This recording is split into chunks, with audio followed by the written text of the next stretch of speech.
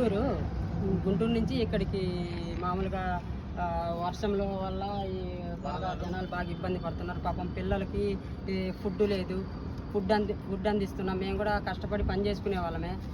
ఇంకోటి కరెంట్ లేదని చెప్పారు. మా కొవ్వొత్తులు మరియు పిల్లలకి బ్లడ్, పాలు మా వంతు చిన్న సహాయం చేస్తున్నాము.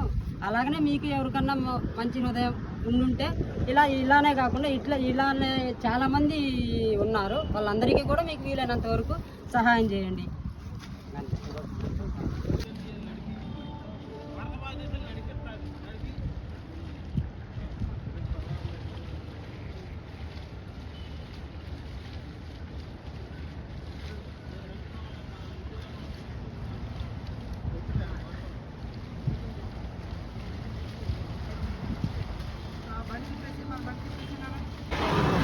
ఏం